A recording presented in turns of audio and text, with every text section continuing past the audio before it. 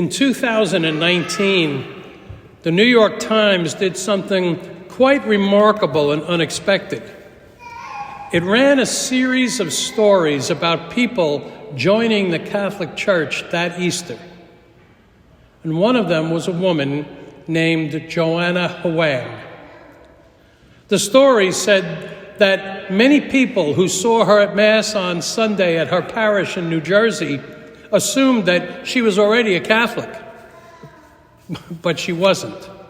It turned out that Joanna had promised her husband that she would raise her daughters Catholic, and when their marriage broke up and she got divorced, she kept that promise, taking the girls to church every single week.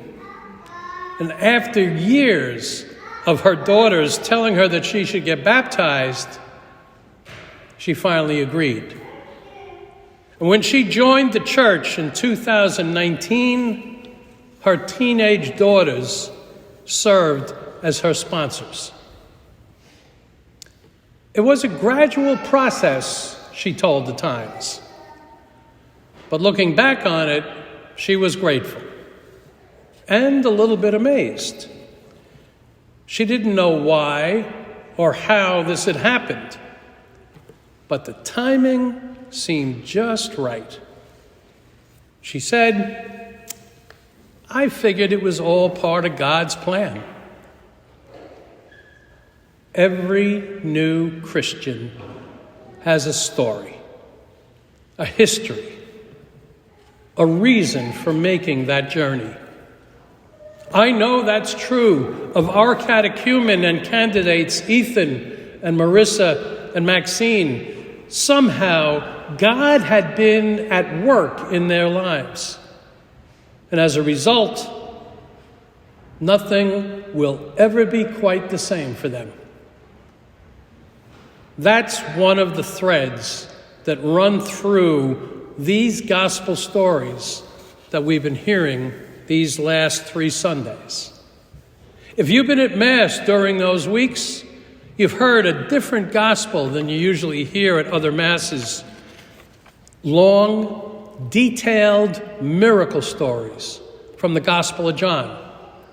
They describe how Jesus transformed the lives of 3 individuals in very dramatic ways.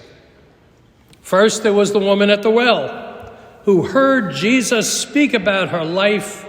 She reached a new awareness about it, and then she just had to tell it to others. Then there was the man born blind, who, because of Jesus, was finally able to see.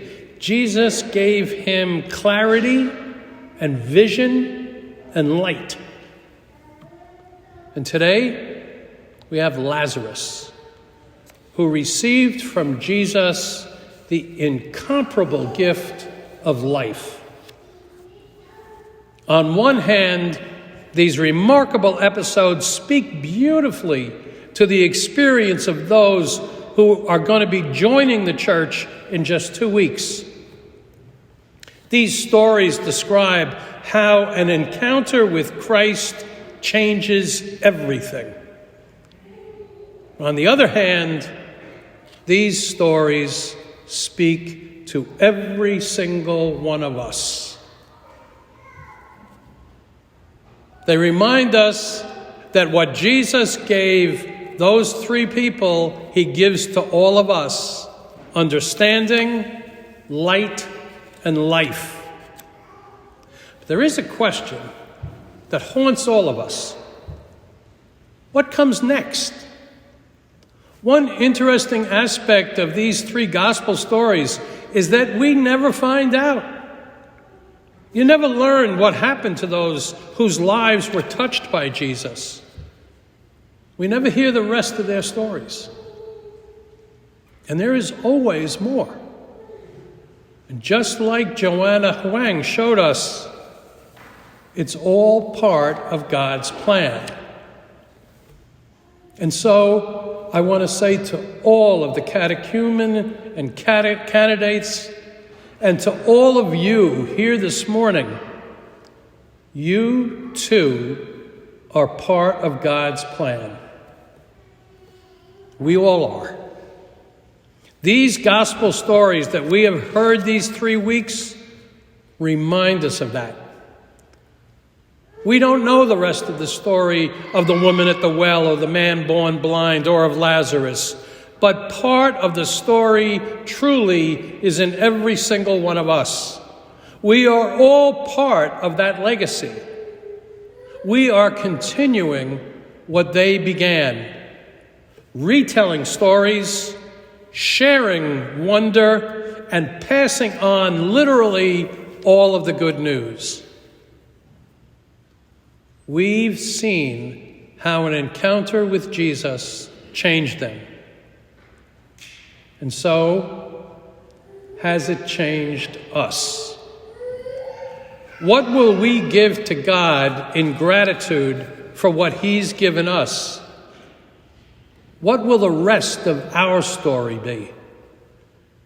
If we open our hearts to God working miracles in our lives, we can be like those 3 figures in the gospel stories. Like the woman in the well, we can be changed. Like the man born blind, our eyes can be opened. And like Lazarus, we can be renewed and reborn, responding to the call of Jesus. Joanna Huang said it was all part of God's plan. And so as we continue to pray for those who are entering the church this Easter and continue our own journey in the last days of Lent, we pray as well that all of us may come to a greater understanding of God's plan in our lives and appreciate even more the miracle of His abiding love that resides in all of us.